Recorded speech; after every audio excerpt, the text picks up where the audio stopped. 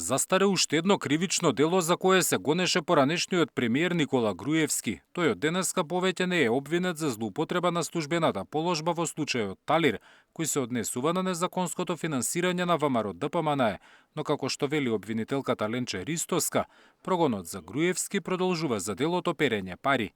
Заради застареноста, денеска до судот е доставено изменето обвинение, па сега судењето се враќа на почеток.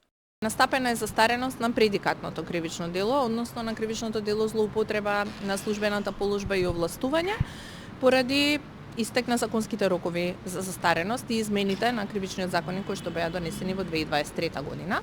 Меѓутоа и покрај застарениот предикат, согласно законот, а и постоечката судска пракса, не постојат правни пречки да се гони перењето пари Никола Груевски и Кирил Божиновски.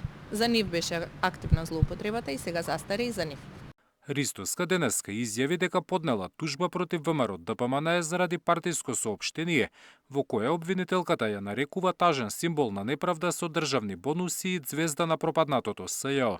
Представка има и за премиерот кој според неа во интервју ја нарекол медиокритет со клиентелистичко политичка матрица. Јас ги преземам сите институционални механизми кои што ми се на располагање, бидејќи недозволиво е да било кое обвинето лице да врши притисок на јавен обвинител, а најмалку од позиција на моќ.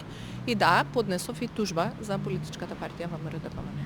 Поднесов за премиерот, како што е јавно објавено, известување до Советот на јавни обвинители. Реагираше владеачката ВМРО ДПМНЕ. Од партијата велат, наместо да се извини, обвинителката која била дел од криминалната мрежа на СЈО, сега глумела жртва. Таа се дискредитираше себеси што беше дел од обвинителството формирано за политички прогон и изнуда кое беше маша во рацете на СДС и Зоран Заев. Таа не е никаква жртва, туку рецидив на системот кој голташе жртви и правеше прогон. Судирот помеѓу премиерот и Ристоска трае подолг период откако владата ја поништи листата на кандидати за судија во Страсбур, на кој беше и поранешната специјална јавна обвинителка.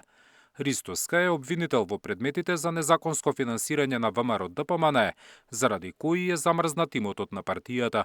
Зоран Јаневски, Сител телевизија.